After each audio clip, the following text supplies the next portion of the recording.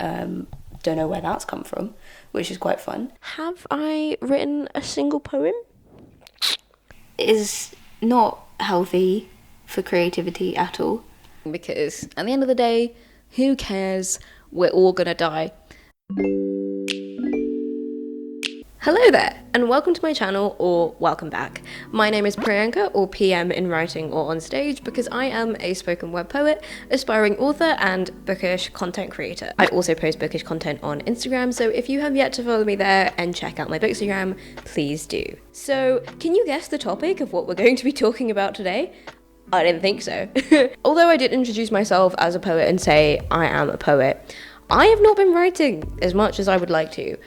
Recently, I've been getting more like commissions and paid performances, which this is not me complaining. I am so happy that I've been getting to that stage with my career because it has taken me a while, and fingers crossed one day I do want to be a full-time poet. However, because of that, I feel like I've been writing for other people. I've been writing for an audience. And so that is why from Monday to Friday, not the weekend because I have a family event, I don't want to vlog, I will be writing one poem every day, and that doesn't seem like a lot.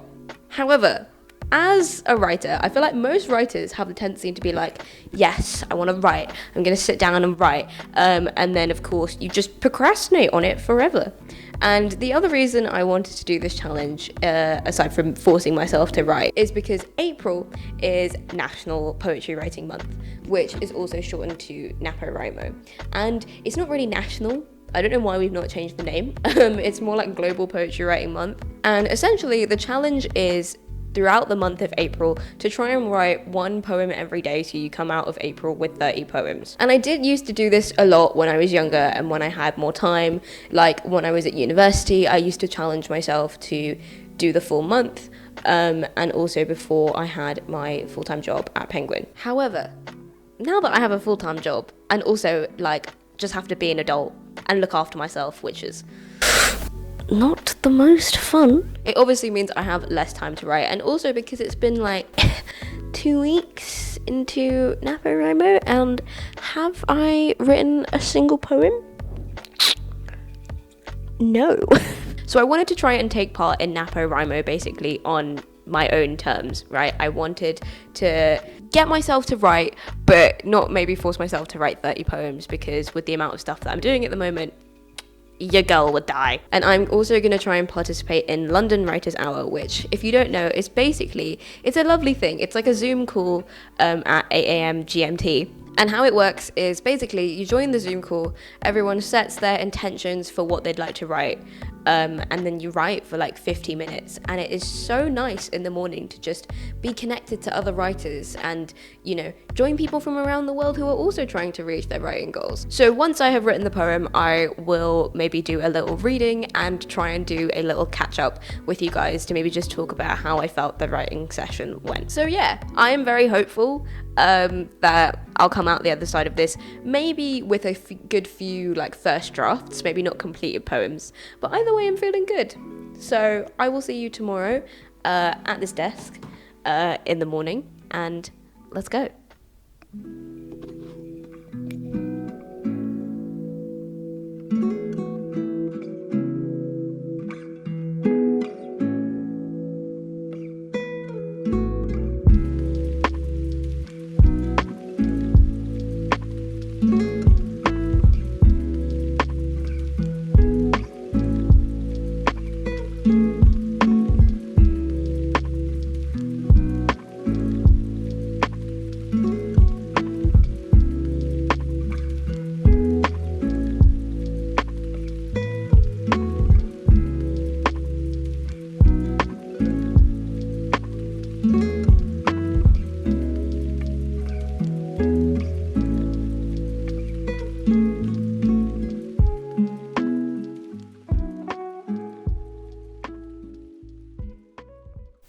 So this morning got off to a little bit of a rocky start because I wake up, you can tell my voice that I'm not waking up properly, but I woke up a lot later than I was intending to, so I only had like 20 minutes to write, and like my camera wasn't set up and stuff, so I was setting that up. But I'm proud of the concept of what I wrote, not necessarily the substance. I'll read it to you now. I'm just going to be reading off my phone, but I tried to make it like, I forgot what the word is, but like a dual poem. So like there's one line and then another line, and so it can be read either way.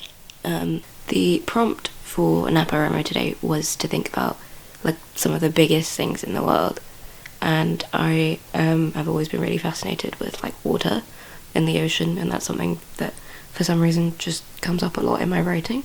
The poem was called Why Was the Ocean Made? And I wrote, God must have been thirsty, or wanted to get rid of a tickly cough. Salt water, gargle it 3 times. God must have cleared his throat many times, but felt nothing but dryness, wetness, cloggedness. This tastes gross. God must have been thirsty. Salt water gives you electrolytes. God's skin must have been too hydrated. My lips are all wrinkly now. God must have been too warm.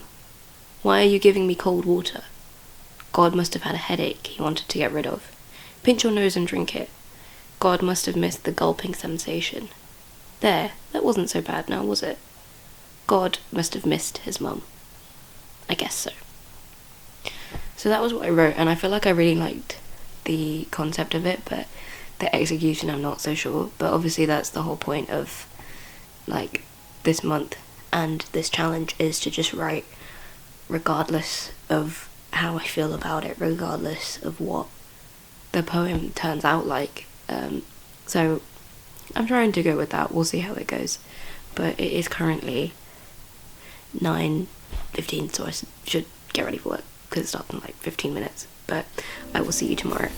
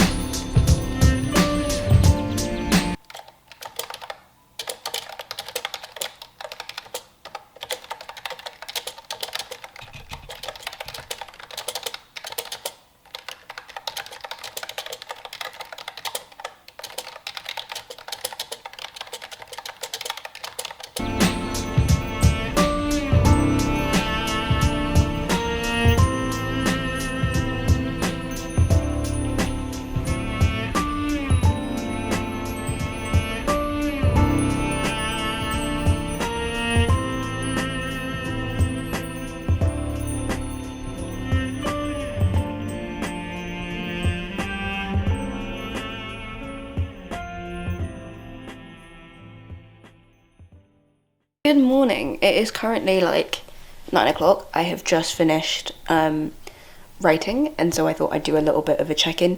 Today actually went pretty well. I managed to write like 2 first drafts. They're definitely not completed poems. The first draft was a poem that I have been like, you know, when you like, if you have an idea in your head for a while but you're not sure how to execute it. It was one of those poems, and it was definitely like a word vomit kind of thing. Like I was like, I'm not I'm not gonna like work on that for a while. I'm going to leave it for at least a week and come back to it. But the next poem was actually pretty fun. I used a prompt that I found on Instagram actually yesterday before I was going to bed, and it was a really good one. So if you need a good prompt, I highly encourage it. And it was like, take the title of a poem that you really like and then try and rewrite it like completely.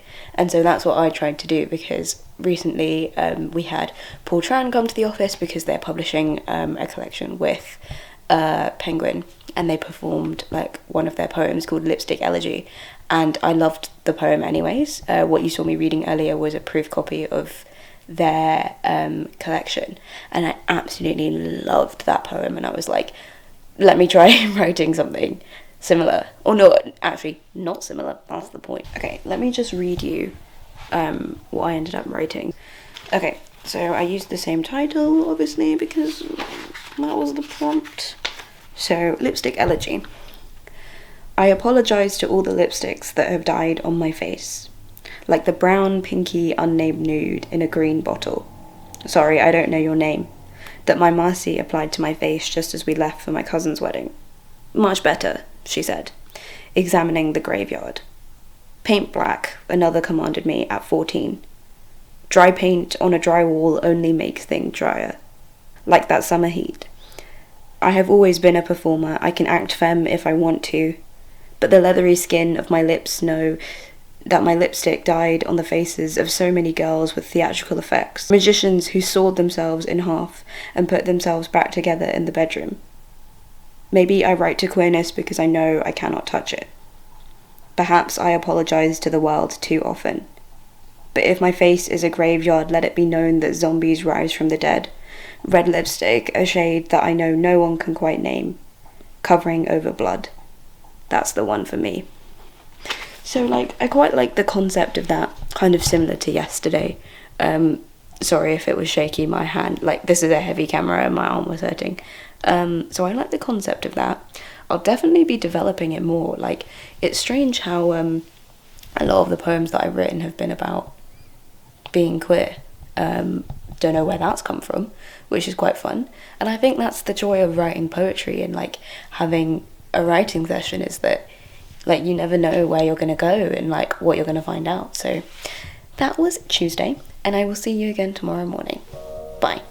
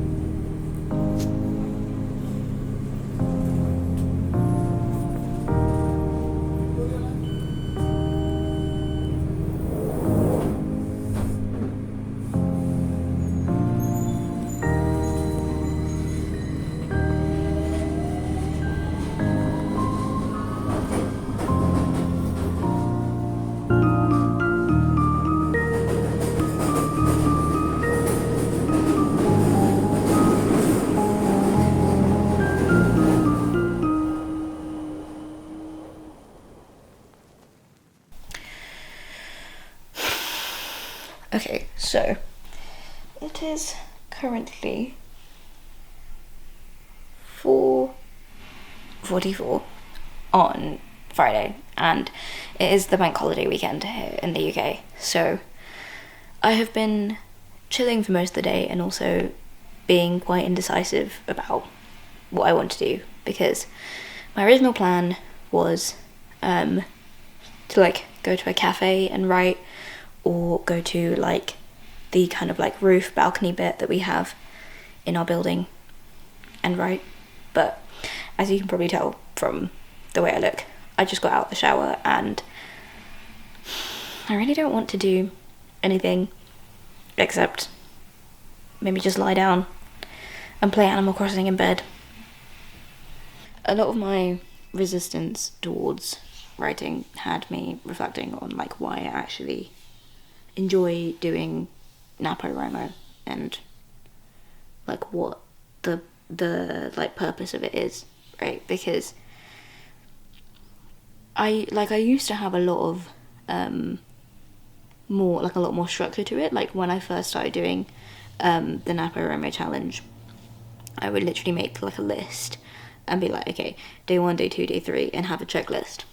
And I remember even on days when I couldn't keep up with it, or like I completely forgot to write a poem because like my mind, like it slipped from my mind, I would make a note, and then on like the 5th day or whatever, if I had forgotten to do like days 1 to 4, I would try and sit down and write like 5 poems in one go, which is not healthy for creativity at all, because at least I found for me what works best is just giving myself the room to breathe and like process things so that I can write poems about them. Because realistically, if I just like force myself to sit down and write 5 poems, I might have like 5 first drafts or 5 little bits that I'm happy with, but overall it won't be as high quality.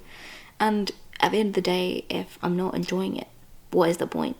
Like particularly when you're doing like spoken word and you are like performing your work to an audience as well, if you go and you perform something that you don't enjoy performing, the audience will almost always pick up on it, and you won't be able, like, their reactions will just not make you feel good about your work and might discourage you to continue as well.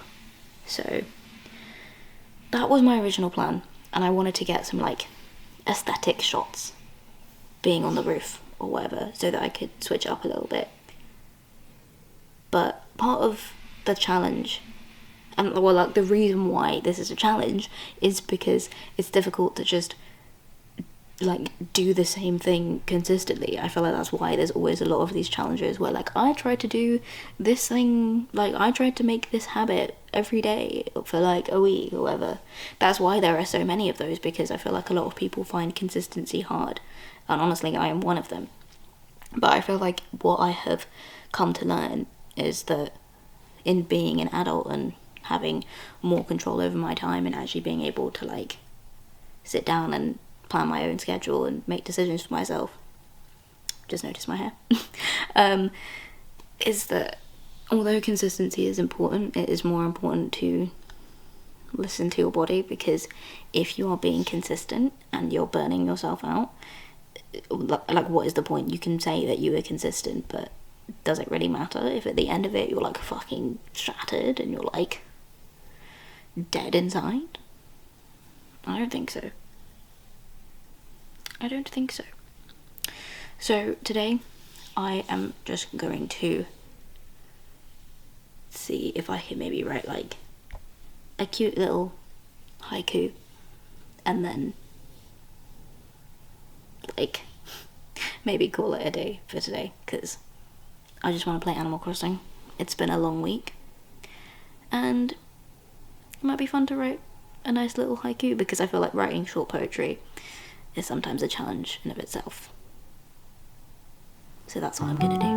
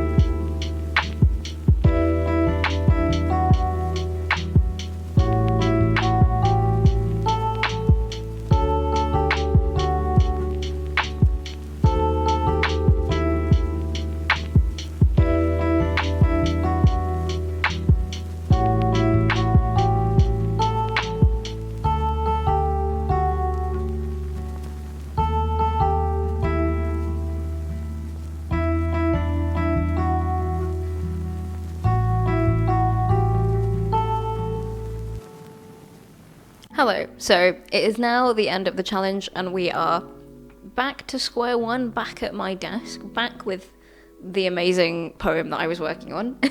And I took some notes on my phone to discuss about how I feel the challenge went. So the main question that I feel like I was trying to answer throughout the challenge is, can I make writing poetry a habit? And the answer is yes. You can technically make anything a habit if you try hard enough.